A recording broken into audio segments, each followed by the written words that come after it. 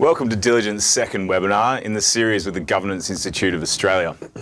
Our kick-off webinar looked at cybersecurity at the board level, which is available for download on both the Diligent and Governance Institute websites.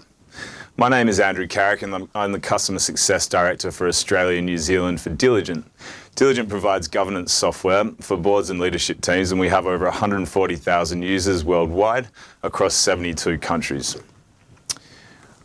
Just a little housekeeping to cover. This live webcast will run for 45 minutes and we will take questions at the end of the session. If you would like to pose a question, please do through the Ask a Question button at the bottom right of the screen.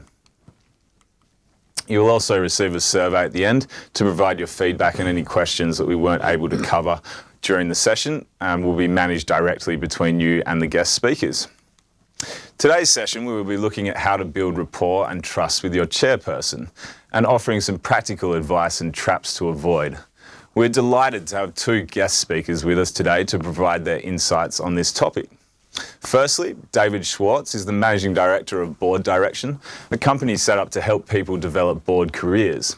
He was previously an international headhunter and non-executive recruiter who has interviewed and assessed thousands of non-executives and placed hundreds of candidates into some of the most significant public, private and not-for-profit roles in the world. He's also a published author and has spoken at the Governance Institute of Australia's various CEO forums and national events. He leads board search courses across Australia and has been quoted as Australia's leading board recruitment and CV writing expert. And finally, he's an avid LinkedIn user with over 20,000 connections. Our chair guest speaker today is Kyle Loades. He was appointed as a director to the NRMA in 2005 and became president and chairman in 2014. During his tenure as president and chairman, Kyle has overseen a period of significant transformation and growth.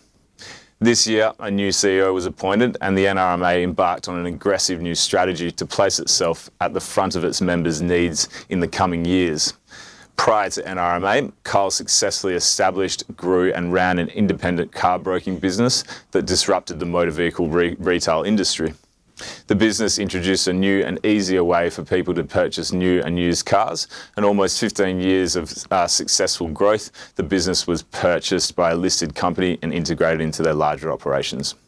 Kyle has a special interest in the delivery of emergency services and community infrastructure. Currently is a director of Hunter Medical Research Institute and chairman of its foundation. He was a director of the Westpac Rescue Helicopter Service for 16 years. Kyle is a past president of the Hunter Business Chamber and is a life member and former president of Nobby's Surf Life Saving Club. Welcome, Kyle and David. Yeah, thank you, Andrew. So to kick off, we'll start by understanding how the landscape for the chair and board has changed. So Kyle, from a director's and now the chairman's point of view, how has the role of the chair changed over the past 5 years? And what do you see as the critical requirements of new board members to support those changes? Well, thanks, Andrew. And there's no doubt at all that it's a highly competitive, changing world, and every industry, every organisation is going through a business cycle which is getting much shorter. So the role of the chair and indeed the whole board is to understand that shorter cycle and to make sure that it's considering how it deals with the risks and challenges of a shorter cycle, and working with the CEO to address the strategy and also to have the skill set to execute or deliver on the strategy. That is the changing role of the chair, and all board members need to be skilled enough to work through these challenging times, but great times in business. Yeah, fantastic. And Kyle, do you think that that's the same whether it be a not-for-profit or a medium-sized business as well as the large business? Yeah, great question, David. There's no doubt, and in our view, every business and every industry is going through this cycle. So what's worked in the last 5 years or decade, right up until this point, is no guarantee of success in the future. When you look at digital disruption, every business, every industry can be disrupted, whether you're a charity or non-for-profit, or whether you're a large business. You need to be more agile and flexible and have the skills to confront what's coming to you and then develop the new strategy to deliver on that. It's a great question. Fantastic. Thanks, Kyle. I'd like to bring David with a question now. What do you think are the core skills and attributes that a chairperson is now looking for in a new board member? Yeah, thanks, Andrew. And I think there are 5 core elements to a successful appointment, or indeed to gauge success in a new director. And I think that's probably the same really regardless of the scope or the scale of an organisation. I think the first one is probably around prior governance experience. So having worked on or understanding boards and how they operate, I think that's key. I think the second is around an executive skill set. You talked about the change in environments. I think those skill sets change over time at board level, and you need directors that are going to meet the skills that they need to deliver as a board. The third, I think, is around your networks and your connections. So equally, being up to date around the changes that are happening in the governance space and indeed in the sector, I think is important. So understanding how you can then leverage those is key. The fourth for me is around demonstrable passion. I think it's not about schoolgirl passion, so love for an organisation. It's about genuinely being passionate about how you can contribute to the organisation, to the workings of the board, to achieve, whatever it is the ambition of that organisation is. And then I think there's this fifth element around cultural fit. It's about how do you work well with the chair? How do you work well with other board members? How do you work with the executive? How do you operate at board level? Who do you know in common? How do you provide real comfort to the chair so that they get a sense that you are doing what is required successfully? Yeah, David, look, I'd agree with that, and I'd add an additional one, and that is a commitment to lifelong learning, because when you start on a board at any level, whether it's your first board or your fifth, the world is changing and evolving, and you must have the self-awareness to understand how good you are now, what your current skill set is, and what else do I need to do to keep raising the bar and aiming to get to the next level. And that is an attitude that is so important and will be even more important over the coming decade. Yeah, I agree. Look, and arrogance at a board level it can be a real failure of the board.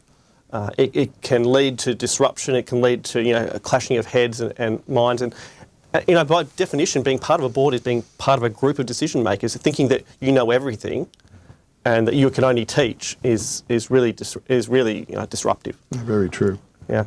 I think there are others as well. There's probably around diversity and training, governance training. I think they are also useful, but that would be my top 5. Excellent. Thanks, David. And if an individual is considering gaining a board appointment, what would you suggest they need to do when speaking to the chair, maybe initially with yourself, David? Sure.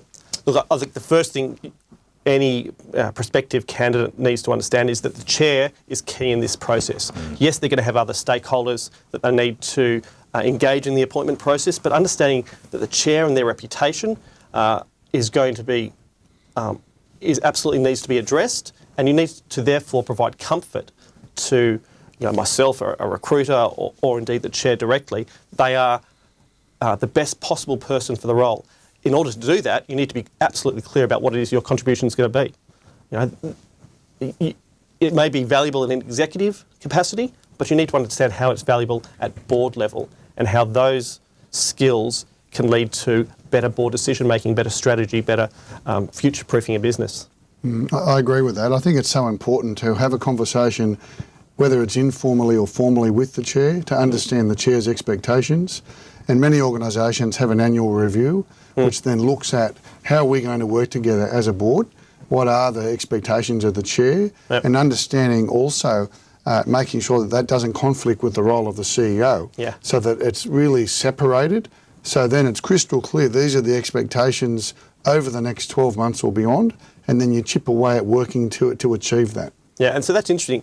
The delineation between chair and CEO, or board and CEO, is tough. How do you manage that? Well, particularly for new directors that have maybe come from an executive background, the instinct is often to stay at the lower level of detail, more executive knowledge, etc. is great. But the reality is the role of any director and the chair is to stay above. You've got to be getting the strategy right, the corporate governance right, and to at a high level manage the CEO. Don't dig too deep and be a CEO. That is one of the mistakes for new directors. Yeah, but equally true for experienced directors. I think there's a great temptation to want to do the day job. Yeah, look, there is, and that's the role of the chair, is to manage that too. And when you go through a board review process, often this is fleshed out from peer reviews or from the chair's experience. It's so important to make sure that if that's happening, it's knocked on the head, Yep. because it's not good for productivity and an effective board outcomes if that keeps up. Yeah, and frustrating for the CEO too. Oh, no doubt about it. Fantastic. Kyle, from your point of view, what are the best methods for board members to increase their influence, and how do influential conversations add value to the board? Yeah, great question. If you want to influence or increase your influence, it's all about knowledge. So if you're getting to a board meeting, it's doing the basics of being a professional board member. So you're giving respect to the chair and to the other NEDs and also to the CEO and staff. But when it comes to the time to talk about an issue, making sure that you know your brief. So what is the background of the organisation and its industry? And if it's about a specific issue, do you know what you're on about if you want to talk about a specific issue? When you're most effective is if you get all that right, and you're not just talking at another executive level like the previous question, you're actually talking at the strategic level, considering implications on if we do this, what is the flow-on effect of a good thing or a bad thing or an unintended consequence. When you're actually contributing in that way, you're adding significant value to the board to achieve its goals of creating a strategy and for the CEO to deliver on the strategy.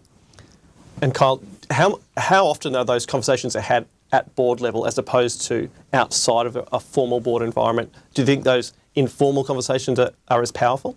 Yeah, equally powerful. So there's no doubt that it's an important role of the board to have the allocated time on an issue at a board meeting, but equally there are many conversations that go on behind the scenes that actually add to the value, or you can actually change your mind even, or what do you think about this? They're very important conversations, often not just between the board and the chair, but sometimes between the board and the CEO to clarify, so that by the time you get to the board meeting or the committee meeting, you're more effective because you're more informed. Indeed, and I think one of the phrases I've heard is that no surprises rule at board level. Like you as a chair, and I think other board members don't want to be surprised by a left field comment decision when it should have been robustly discussed, perhaps with more time outside of it and informally of the board. Yeah, David, that's a very good point. You know, the good thing about boards and politics and what have you, it's very democratic. So everyone has a view, and if it needs to go to a vote, so be it. But often things don't need to go to a vote because there's a consensus of thought, and often that is based on some of the conversations outside the boardroom. There is no doubt that the no surprises rule is pragmatic and practical. Doesn't always happen, but it should do for the sake of people getting on together and for effective outcomes. So that's interesting. This idea about getting on together, you know, how important is that at board level? You know, obviously you don't want a fractious board, but equally, I'm guessing you'd want some sort of robust debate with differing perspectives, and that can sometimes cause clashing of opinions and personalities. Yeah, you're absolutely right. Look, it's so important that everyone has an equal contribution on any issue. There's no doubt about that. If you get it wrong and it becomes aggressive, then you've actually got an issue and the chair needs to address that and work one-on-one with issues. There are times where some individuals, you know, don't give the full respect to others that they could or should, and often there can be conflict. You don't want to have on any big issue a split decision where it's split right down the board. You know, a good chair will then step back and work with it and maybe put it off to the next board meeting and consider where we go from here. But it's so important that all board members consider the views of others and have respect for that. And having respect for others and the chair and the staff is so important to maintaining relationships so it is harmonious. Harmonious. So on that then, if there's a individual board member who may have a completely different or opposing view to that which is common thought on the board, and they almost feel like they're at loggerheads with, you know, potentially the chair, certainly other board members. What do they do? How do they manage that risk? Well, at various times I have seen that, whether it's a non-for-profit board or a larger company, and sometimes that board member just needs to have their say and understand that they're one-off, that the rest of the board believes a certain way, and that's fair enough. As long as it's dealt with respectfully, there's no problem at all with that. It's important that the chair probably understands that before you go into a board meeting to make sure that that's well considered. But the bottom line is that's fine. It's a democratic world. It's important that every board member has their say and feels like they're being listened to. It is so important, and not to make sure that they don't feel isolated just because they've got a different view. Yeah, and I think that's core to being a board member, having the confidence to be able to provide a perspective. I mean, that's one of the reasons, one of the core reasons they're on the board, to provide, to robustly discuss decision-making processes and strategy and what have you. Otherwise, you become a group think situation, which doesn't help anyone. Groupthink is not going to get the business or organisation to where it needs to go through in the future. There's no doubt that I really respect, it's amazing over more than 15 years being on boards, some of the left field ideas that have come out of scenarios where I didn't think it would have actually led the organisation to change tact and for a better outcome. So you've got to allow individuals to say what they think. Otherwise, if you feel like you're confined to narrow spaces, you'll stay narrow and you won't be setting yourself up to be in a sustainable organisation. Yeah, I agree. I've had the same experience. It's that individual who continues to ask the difficult questions, which you think, goodness gracious, can't we move on? Which actually is where often the real value comes from, those discussions that follow that. The main thing is that it's at the higher end. It's not, where was that penny that could have, that if there's going to be a question and a point of difference, that it's in the end of strategy or it's at the high level of compliance. That is so important because they're the big things that a board needs to be good at individually and as a collective. Yeah, great. Excellent. To pick up on the points we were discussing there, let's say, we have a director who's new to a board and they come up against some conflicts. They come off to a bit of a rocky start in terms of the relationship with the other board members. How do you suggest they best go about kind of repairing that and kind of turning things around to make sure the relationship's not further eroded? Yeah, Andrew, it's so important. The relationship between the chair and any individual board member is so important. So the board member must feel like that they have the ability and the respect of the chair to talk confidentially about any issue, including the one you've just described. It really is then the chair's role to understand that and to facilitate what's really going on here. There are times where it's just a conflict as a one-off, or is there other things going on? Is there personality clashes? Is there little subgroups forming at a board? This is where you've got to be good at the chair level to understand that and to give advice. I've got no doubt at all that if things get off on the wrong foot for an individual board member, that can be corrected very quickly. If you're taking your career as a board member seriously, then you want to go to the next level and have self-awareness of, am I producing here? And if I judge myself at, say, a scorecard of 7 out of 10, I've got to learn where else to go next and have an open mind about that, as do the rest of the board at the same time, to be effective not only as an individual but as a collective. Sure. Yeah. And I think core to repairing any reputational matters that might come up is just being clear about why it is you're on the board, why you were placed onto that board in the first place, and as a result, what it is then that you have to do. What is your responsibility? So if if you have a marketing expertise, then going head to head with somebody over a small financial issue is not going to help your reputation, because that's not necessarily where your strengths lie. Yes, be involved in the conversation, but I think it's really about focusing on what your core element is that you bring to a board, and making sure that you do that really well. Yeah, I'd agree with that. Everybody comes from a skill set or an industry or a background that can be very specific. But as a board member, you've got to be an all-rounder. You've got to be able to understand what's going on in the world, within the industry, within that company, and have broader skills and not be so much just a specific skill set from your background. Yep. It's not easy to do, particularly for first time, but it's so important. The good board members can develop those skills over time and add on to their knowledge base and become very effective. Yeah. So doing your time, and learning from other board directors, I think, is absolutely crucial. It's going to help you not fall into the trap that so many new directors do about overstepping the mark. Yeah, no doubt about that. And look, the good organisations have an annual review process which enable individuals to be judged by others as well as the chair. And if you've got an open mind and really want to be a non-exec director as a career, then we've all got to be aiming to be better at developing the skills and knowledge and how things work around a board table. And you can have a very successful career if you get that right. Yeah, great. And do you think that sort of review process, 12 months, is about right? I hear some discussion around whether it's every 2 years, every 12 months. What are your thoughts around the timing of those reviews? Yeah, at least every 2 years. Yep. NRMA is in the middle of its second review within a couple of years, and in part that was to do with that we changed over half the board, so there was a lot of change. So we all wanted to get some consensus of the new strategy. What are we good at? What are the gaps? And what are we going to do individually and as a collective to fill the gap of skills and experiences? And it takes time. It's not going to happen overnight.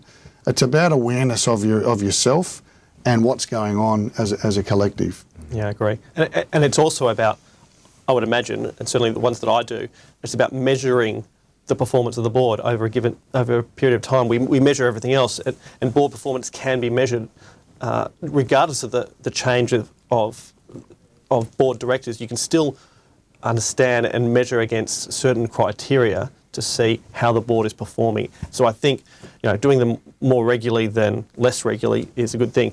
The real key is not just accepting the report at the end of the day and putting it on a shelf, but it's actually understanding what has come out of that and spending some time reinvesting into that review so that you can change habits that need to be changed. Yeah, David, I'd agree with that. Just like a good strategy is only a good strategy, and it's extremely good if you implement it. Indeed. There's no doubt that when you go through a board review process and there's gaps identified and it's going to take a year or two to implement, that it's the role of the chair to manage and tick off on every item as they're implemented. And then ultimately I like benchmarking against best practice of other organisations, because if you're just judging yourself, then you may not be judging yourself high enough. It's a bit like the high jump at the Olympics. You want to break the Olympic high jump record as a goal in relation to board review benchmarking, and making sure that's what we aim for. If you get that right, you're giving yourself as an organisation every chance of being around, for the next 100 years, as opposed to being a victim of what's going on in the world and disruption, etc. Yeah, I think that's really interesting, that idea of benchmarking. I think it's challenging to find an organisation that is similar enough to you to benchmark against, though. I think that can be really challenging. I actually think that whilst valuable, I think we should also benchmark yourself against yourself, because there's no organisation that's more similar than you today than you a year ago, 2 years ago, and so that can be a useful juxtaposition almost between the two. Yeah, I'd agree with that. We're right now benchmarking ourselves against 12 months ago. Yep. What did we think at certain criteria 12 months ago, and 12 months later with the same board, what do we think now? And certainly we've improved, but we're aiming to keep going. That's so important. Yeah, useful process. Excellent. All right, just coming to one of our final questions now, so I really want to dig a little bit deeper into this one. Firstly, maybe to you, David, what piece of advice would you share with directors or would-be directors around this sort of subject of the relationship with the chair? Thanks, Andrew. Look, I think the key thing is to understand that reputation is everything. Your reputation and that of the chairs and that of the board. Also, you need to understand what it is that the chair wants to see from you. What does he or she determine to be a success from your placement?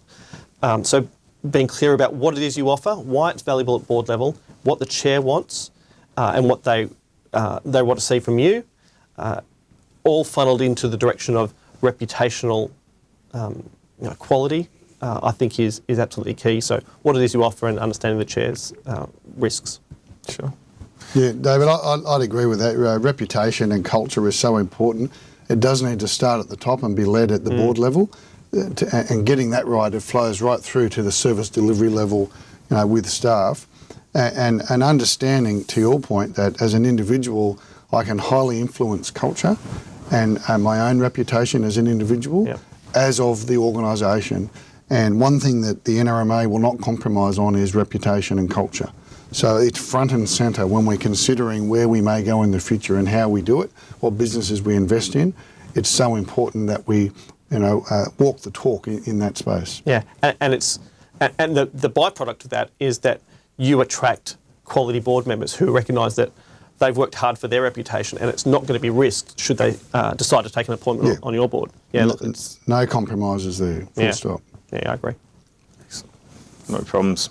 All right, we're going to take a couple of questions now from our audience who have been lobbing in. I've got a number of them here. One of the interesting ones that I think actually reflects the conversation that we had a couple of weeks ago when we met ahead of the webinar, touches on the importance of forward-looking of the board and not only kind of, the issues that are facing the organisation right on that day, but I guess how important is it and how do you, kind of educate yourself or have the foresight to look the 2 to 3 years further into the future? I think it's an issue of asking the questions and really seriously considering strategy. In the past, when you have successful organisations and stable industries, you could almost get away with similar strategies and similar staffing levels and very stable environment for a long time. But to the earlier point we opened up on, the cycle's changing, and one of the most important things a board needs to consider is risk. And risk isn't just good corporate governance and are we operating within the law, etc. Risk is identifying what's something negative that could happen, and one of those is the risk of new competitors that are coming in. And if you've only got to look at the taxi industry being disrupted by Uber, just as a classic example, one of the things that drives me as a chair is I don't want to have a Kodak moment. So Kodak created the digital camera, but then someone else went on and disrupted Kodak's world. So as a board, as an NRMA or any other board, a non-exec director need to be asking the question, what could happen, what is happening, and what are we doing to make sure that we are dealing with that, mitigating the risk. And if you're not doing that, and I have to say this, the NRMA right here and now has never been in such a strong financial situation. It's very strong, all the KPIs are good, a growing membership, but we know that the winds of change are coming over the next 5 years, so we're setting ourselves up to be agile and to go into the digital space, because if we don't do it, someone else may well disrupt us in the future. Everybody, as a director, needs to think like that and not just leave it to the CEO to think like that with creating the strategy and delivering on the strategy. Yeah, and I think in order for you to be able to do that, board members have to not treat their role as a Tuesday afternoon, Tuesday meeting. It's about getting out into the industry, having the conversations with a diverse range of stakeholders, including your own, including others, so that you can feel those winds of change coming. Because if you're just turning up on a Tuesday afternoon and doing the meeting, then you're not going to be well equipped to do that. Yeah, look, I couldn't agree more. It's about knowledge, and you can go and do every course that you want to in the world, and I think education is so important. But it's asking the right question. Every person you meet, what's going on in your business, your industry, what's working, what's not, what winds of change are coming, and you listen to those answers and you take it on board and identify the trends and factor that into what you're doing with your organisation. I speak to half a dozen non-executives a week, and the good ones ask those questions. Yes. They understand that they don't know everything and that other people have information that they need, and they trade on that and they use that for their part of their careers. Yeah. Excellent. Another good question that we've got, and it's something we've touched on throughout the discussion today, is those key words of strategy and execution. Is it as simple as the board setting strategy and the executive executing? No, not in my opinion. I think it's a joint effort. Yeah. There has been various times that I've worked in businesses where it's been one or the other, but it really is both. Yeah. These days, from a compliance and governance perspective, the board cannot just leave it to the CEO to create the strategy and to implement it. The board is accountable for having ownership of the strategy, and then you work with the CEO to deliver on that. And there's any number of ways you can jointly create the strategy, but in terms of delivering on the strategy, that is one of the next risks that the board needs to understand is a risk. And that's where the importance of knowledge of what questions to ask the CEO, where are we up to with delivering on the strategy, how is that being reported over the next 12 months, so that you've then got a review period to know whether we're achieving the goal or not. It's a joint effort.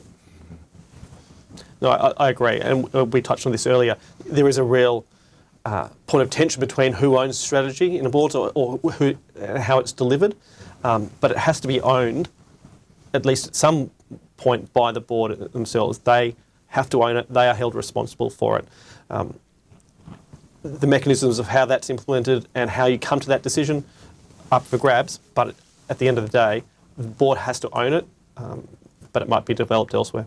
So for the NRMA, for example, we have 1 or 2 strategy half days or days, and we start to incorporate many of the issues that come out of the strategy in the front end of the board meeting. So when you've got the financials in a good place, when you've got the compliance in a good place, you can start to be more strategic at the board level. So you might have a one-off event a year to determine the strategy together, and then you can work on certain issues that need fleshing out over the coming year.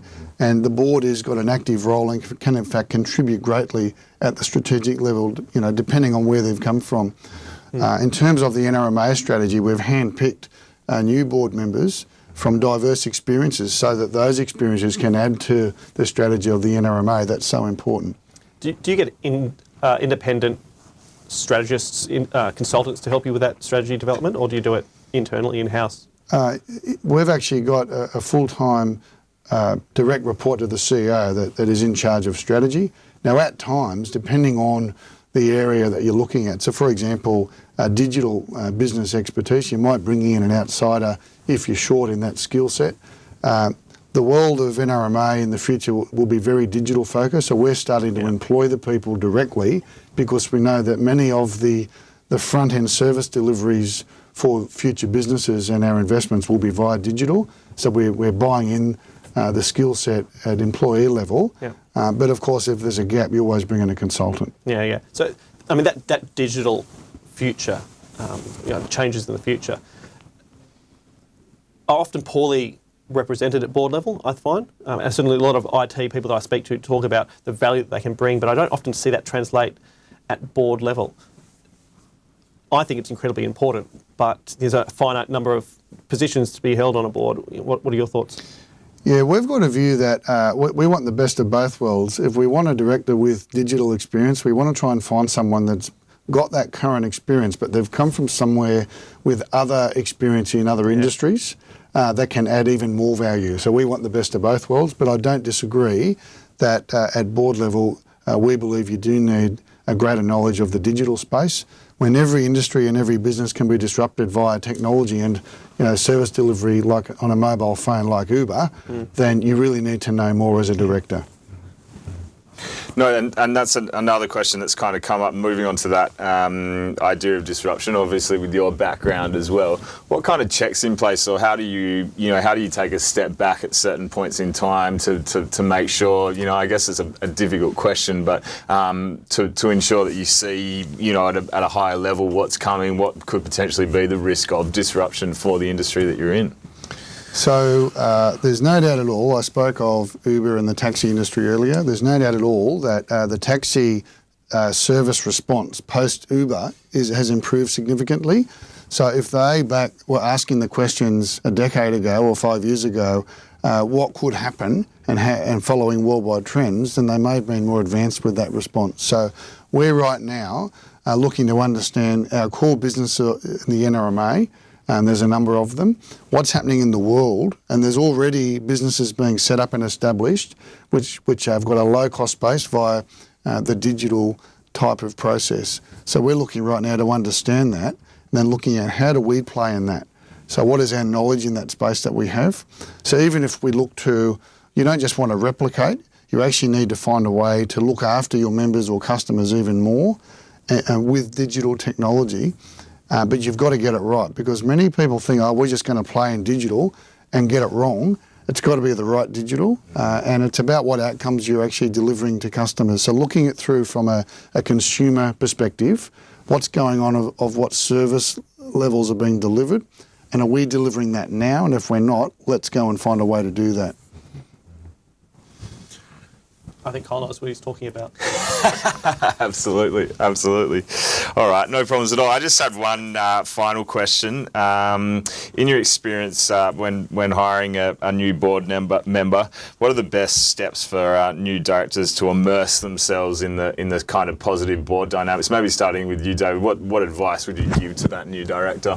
Look, I mean, research is absolutely key. I mean, you call it whatever you like, but it's about getting out and speaking with people. It's about speaking with competitors, stakeholders, internal stakeholders, the chair, other board members. It's about having conversations, not necessarily in a formal sense, but it's about a thirst for knowledge. It's about understanding as much as you can about the macro and the micro elements at play, which is going to help you be a great director, and it's going to help you have a strong reputation with the chair, and it's going to help you, land other board appointments, frankly. Yeah, I agree with that. It is about knowledge, but ultimately you're always going to get people who aren't as confident as some of the more established directors, and in fact even some first-time directors are highly confident and will just dominate anyway. What I would say is build up the confidence via the knowledge that you're talking about, but if you're still not confident, work with the chair. Have a conversation with the chair about what do you think about this issue, and what do you think about how I could contribute to that on the day when it comes to the meeting. And a good chair will find a way to engage the quieter, less confident director to build up their knowledge, to build up their confidence, to be highly effective. That is the role of the chair. Fantastic. A great point to finish on there. So in terms of wrapping up there, I'd like to thank both of you for your insights and contributions today. Thank you. I'd also like to request that any attendees who have logged on today to go ahead and complete the survey that you'll find there. Any questions that I didn't have an opportunity to ask David and Kyle today, we'll be following up on. But just like to thank everybody, both here in the studio and everybody logging in for their attendance today. Thank you.